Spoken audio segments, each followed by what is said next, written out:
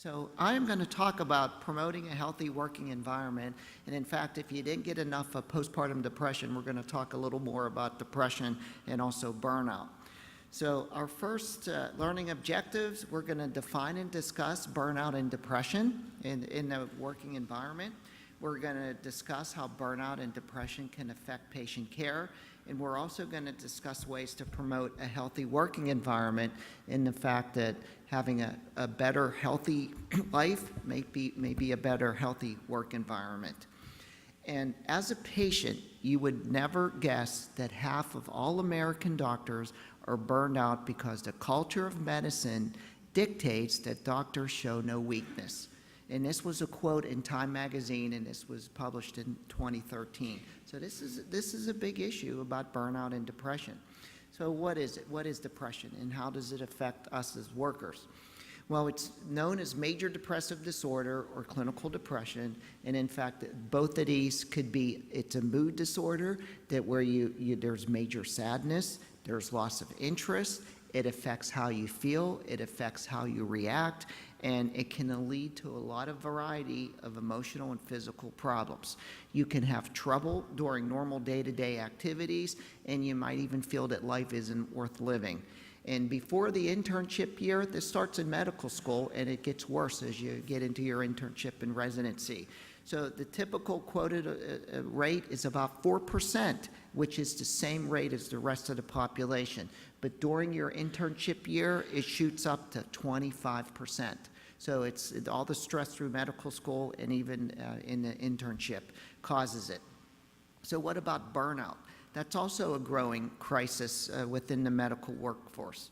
It's about 50% is the quoted incidence, and by definition, burnout is a long-term stress reaction, and it's characterized by all the things you see below. You have depersonalization, you have emotional exhaustion, you have loss of enthusiasm, you just don't care, you have cynicism, oh, you know, they just want me to do this or whatever, and you have decreased personal accomplishment, and there's also a lack of empathy. You just don't care about the patient. And I put this picture in there, is almost like you feel like you're a factory worker. It's like just get to work, there's this depersonalization, and sometimes I feel like that a lot of times. It's like, hurry up, get this case done. If it's not done, why did you not do, if you cancel a case, why did you cancel the case? And if you did do a case and something bad happened, well, why did you do the case? So it's almost like you're damned if you do and damned if you don't. So you can feel those pressures and almost like you're a factory worker.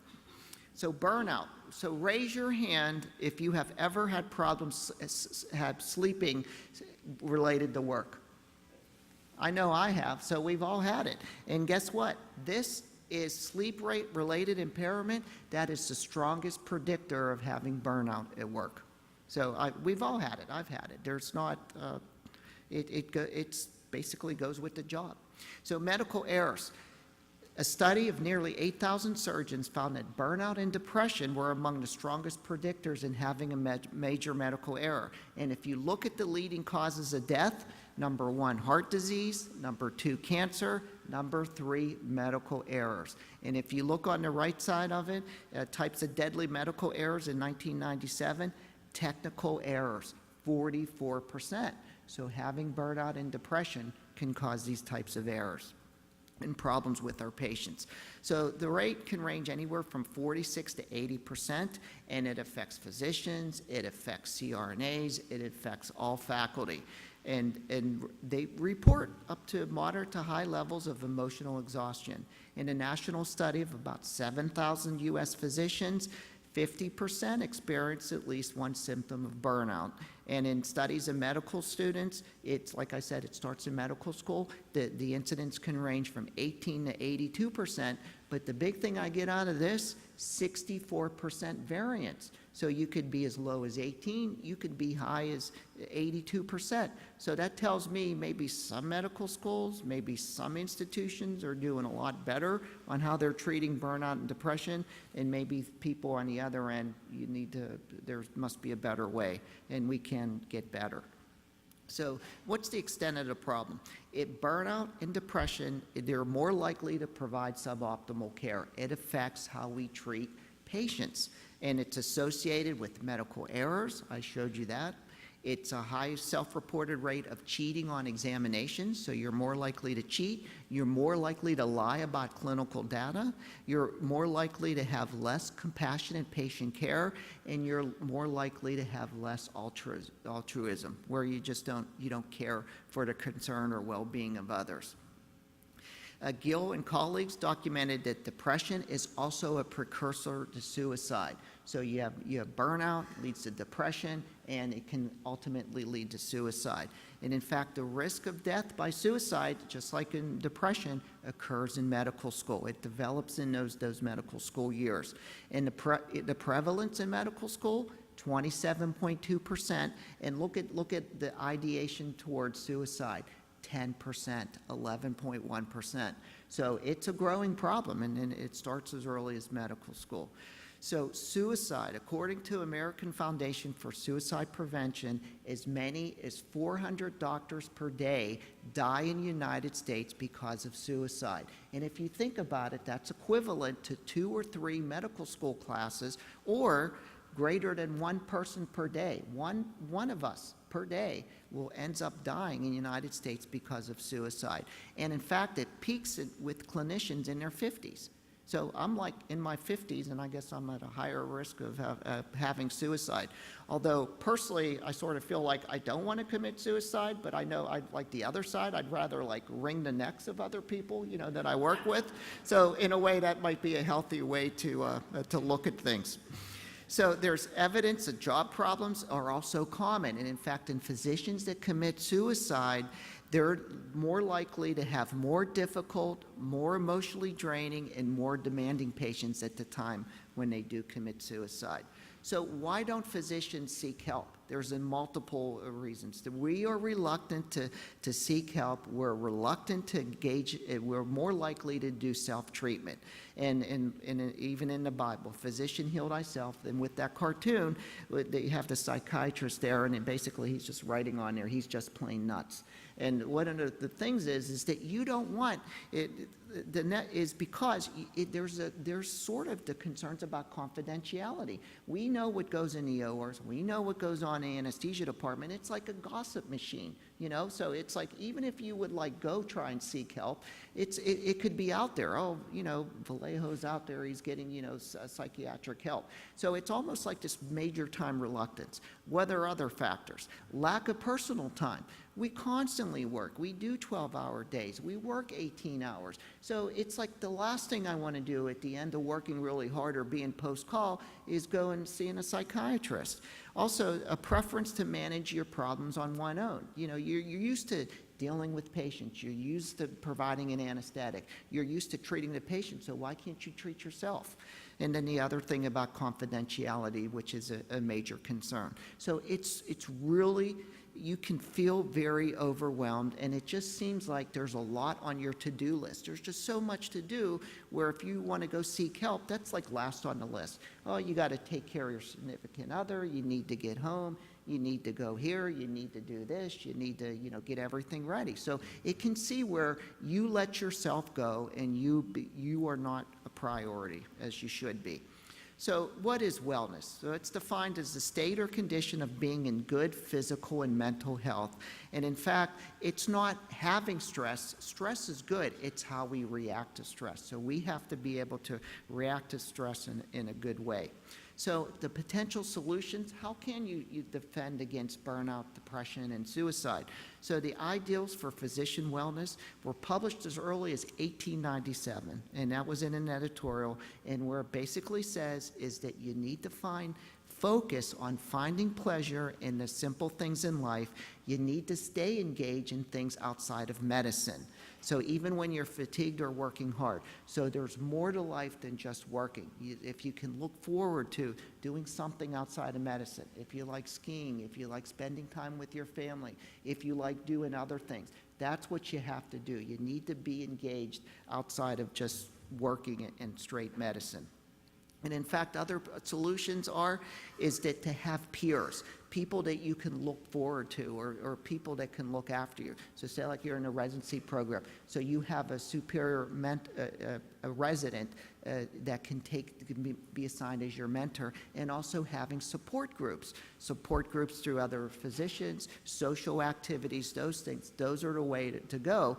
But in fact, in the United States, there's really no consistent programs that look out for how we treat burnout and depression.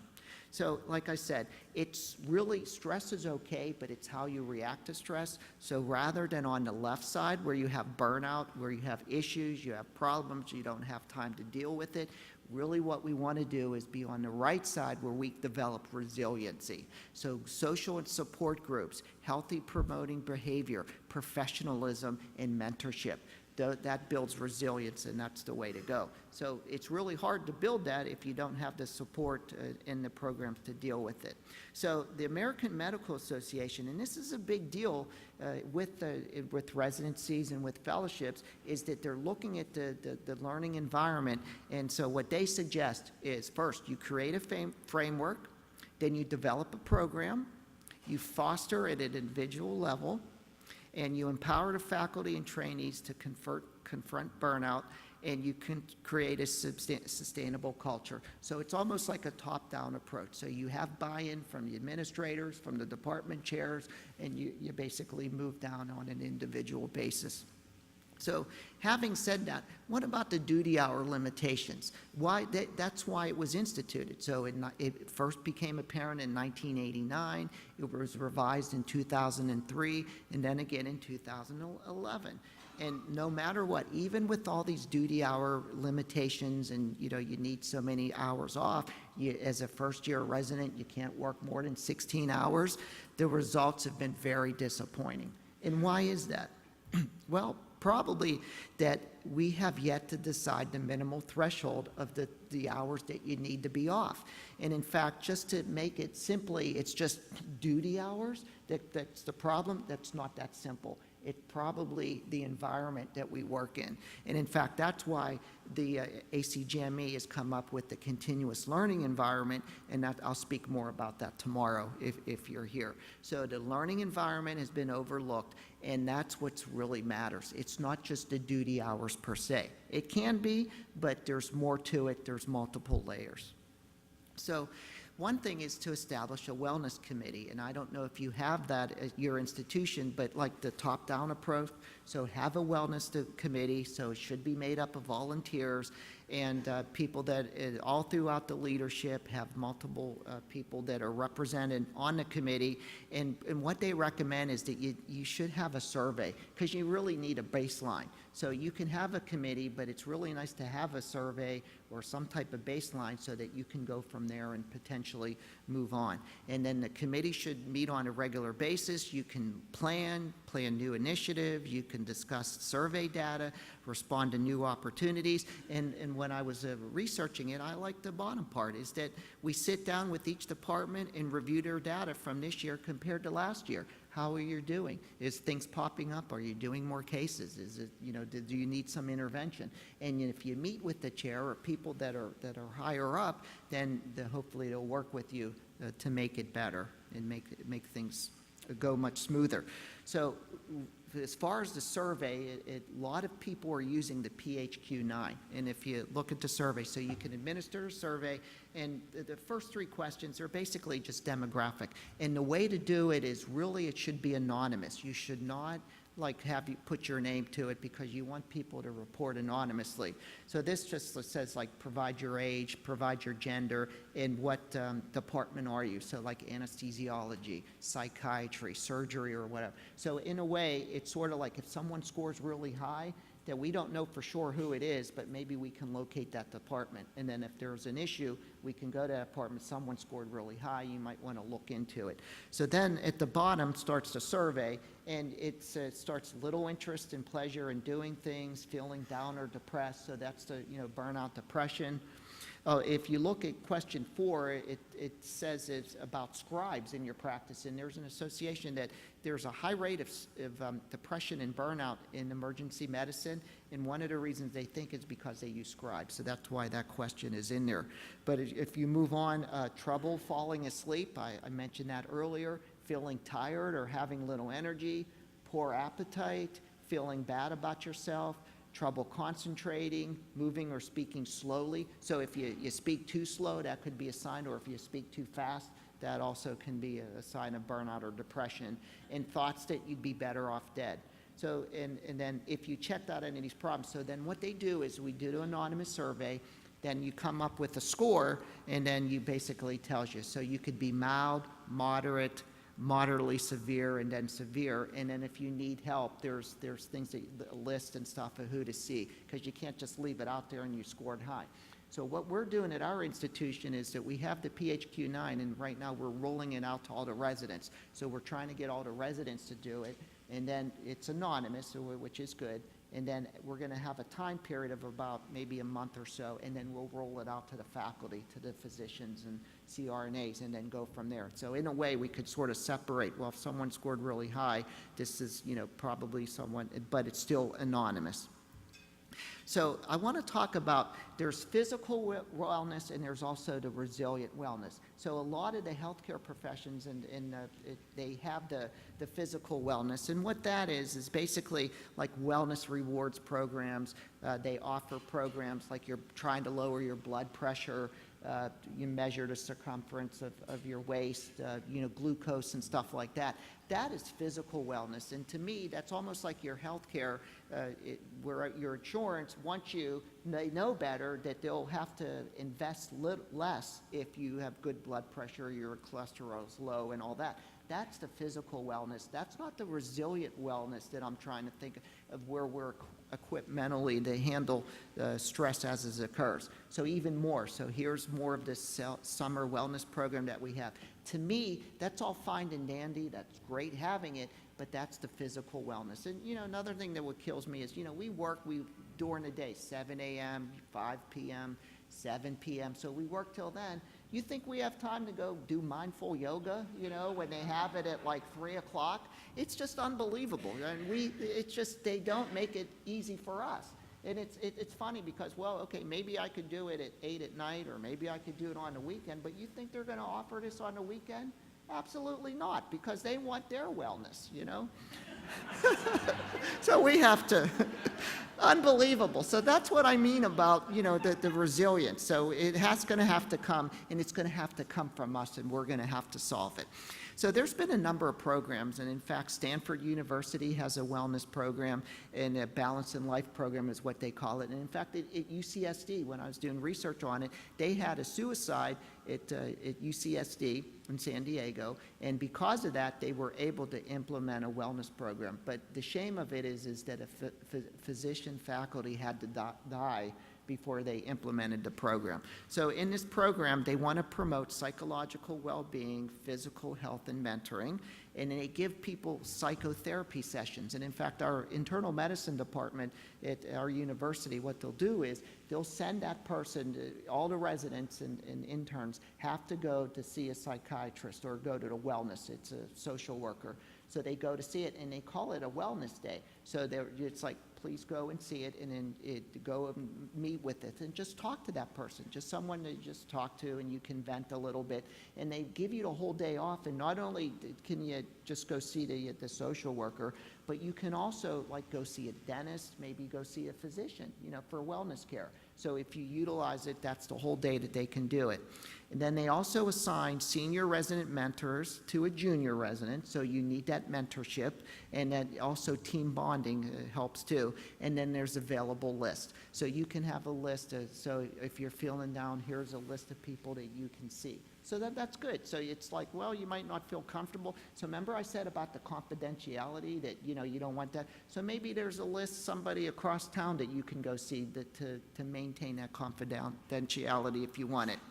And what I like at the bottom is, and now there's a refrigerator in the surgery residence lounge stocked with healthy foods. Just little things like that, things on call. So what we've been doing lately is where the call rooms are, where the call, the lounges are, we stock it at night so that the residents have some sustenance that they can grab something. So that's important, and at least that's something that can help them, and it can make you feel better. So other things we've done is we care about you. So we have things, a list of stuff. So if it's late at night or something and you're feeling really down, so you can call people. So we have the faculty and staff assistance program.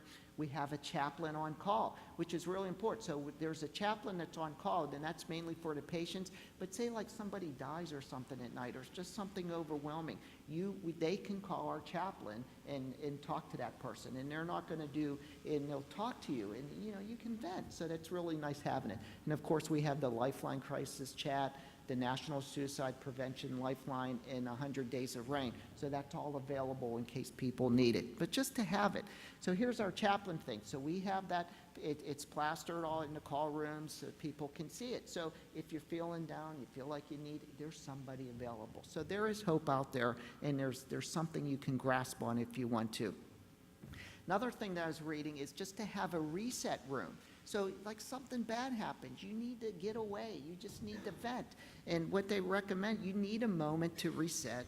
There's maybe a traumatic event, patient died, or something, your relative died, and it's like, oh my, I just need to reset for a minute. So it's just a space for reflection, to disconnect for a moment. And what they recommend is where you hit, it doesn't have to be where patient care is. They recommend that it should be outside of where patient care is, because that's what you want to be removed from. So when you talk to the administrators, they're all worried about, well, we can't generate money, then why do we need this room? You can have this reset somewhere, a place somewhere away where they can just go.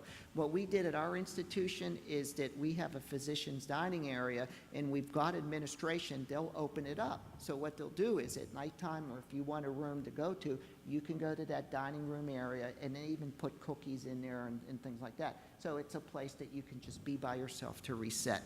And that could be a world of good, and it's nice to have it.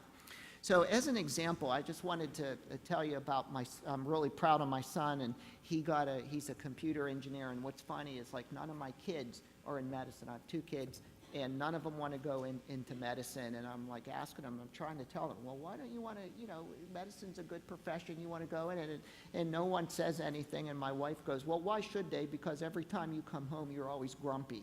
So just unbelievable.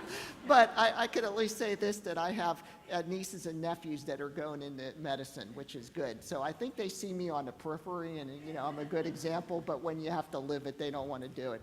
So I'm proud of my son. He's working for Microsoft, and the SOAP meeting is up in Seattle this year, so I'm going to go a little early, and I'll spend some time.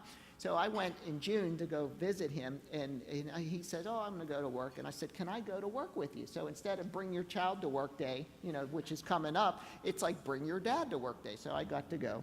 So where my son lives is right where you see the Space Needle right there. So he's really close, lives there. And then behind there is Mount Rainier. And there usually it's like foggy, and all the time I was there, I never got to see the mountain. So this is funny too. So he works at Redmond, and that's where the Microsoft office is, and that's like 20 minutes away, but he wants to live in downtown Seattle. And I was like, why don't you want to live close to where you're at? And he goes, oh, that's all suburbia. And he goes, oh, there's nothing to do. All you can do is just go to Applebee's, and everyone's in bed at 9 o'clock. So at least here, when he's downtown Seattle, he can do all the activities and stuff like that, so he's all happy. So this is him in his office. So he's a computer programmer, and he really likes it. And one thing is, you see the computer screens, and what they do is for programming, you basically turn it upside down because it's better to program. So he's got like 4 of them, and he really likes it. But one thing that really shocked me is that he's got all these pictures, but he's missing one important picture. And really, that picture, really what he needs is there. Now that's better. I'm on there, so he still won't do it, but I'll make the suggestion. Okay, So he shows me, and what's amazing too is you go in there and you're walking around, and I'm sitting, he put me in this like room and he was doing some work, and let me just show you, they have a kitchen that's like in all sections. So here's their kitchen, and then you can see right there, there's like tea bags right there. And then you just look around. So there's my son, he's standing there waving hi. But look at it, it's well stocked. There's like candy, there's pop, there's water, they have Starbucks coffee, just right there that you can get. It's like unbelievable. Why can't we have that type of stuff? So it's just, they're so like innovative, but so at least in medicine, we're so not. They even have like a meditation room, so you can look that. So all these different rooms that you could go into. And basically what that says is that if you're going to bring a mat to pray, just please take your mat, roll it up, and take it back with you. So that's a meditation. They have phone rooms. I mean, unbelievable.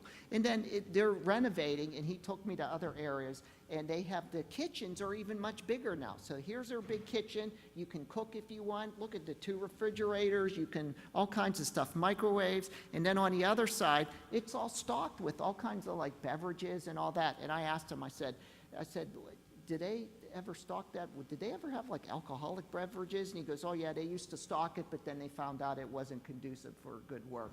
So they got rid of it. So I guess you could go a little bit too far, but still, I mean, it'd be nice to have a beverage, you know. They have retreat rooms. It's unbelievable. I'm like so shocked. And then here's another room, like there's a retreat room, and it's like a little rope, like a physical barrier. And I even like videotaped it. I'll show you it so you can walk in there. But it's just nice to have that. You know, you walk in, you can do push-ups if you want, you can sit in a chair, look at the windows, you can look outside, you know, see some sunny skies. So all that is good for well-being. Still going? Yeah, you know, seats and stuff like that. So I thought it was nice. I really didn't see anybody in there. There's the chair, looking outside, a lot of space, a lot of seeing the sun, and we all know what that can help as far as well-being. And then they even have like foosball. You can play the piano and all that. So I guess everything's not perfect, because if you look, it's not like balanced. So they had to stick things underneath. So I guess they can get better too. Ping pong, all kinds of stuff to do. It's just amazing. And for us to have that where we work, forget it. It's just not going to happen. So there's a lot of things we can do. They even have a TV room, you know, where you can go in. So there was a guy, you can see him there, he's sort of like hiding in there. And then as soon as I walked in, he left. But there's a couch in there. You can go in there. And in fact, they even have like TV, you can watch TV, and you can even play Xbox. And there's a lot of you probably know that Xbox, I didn't know, Xbox is a Microsoft product. So I had no clue that that's what it was. So that like just went over my head. So I just thought I would share that with you. So I'm sure there's some people too that don't know that. And they also have the physical wellness that I talked about too. So get up and move and all that. Other things that they do is they have, it's real convenient. It's almost like a campus, so you can go outside. So if you're doing rounds or you're doing sign out, so if it's a nice day, you can go outside and sit down and do sign out, you know, rather than do a hurry up quick sign up in the hospital. They have paths, they have bicycle paths, they have running paths, you can do that. And then they also have like fields and stuff, and they have that right there was like a picnic area. So they have like deadlines and stuff, so they're major projects. And then once they get done with the project, they'll celebrate. They'll bring like bands, they'll have picnics and all that, ball fields and stuff like that. There's just so much more. I was so impressed with how they can do it, and it's just to show how we can definitely get better, and there's ways for improvement. So in summary, burnout and depression affects 50% of all residents and faculty and CRNAs. It can compromise personal well-being. It leads to suboptimal patient care and medical errors. And the way to deal with it is through resilience. It's through mentorship. It's through social support and social activities. And there's more to life than just work. It's to be engaged in outside activities, not just fixate on just work itself. And if nothing else, enjoy life, and thank you. Okay, well.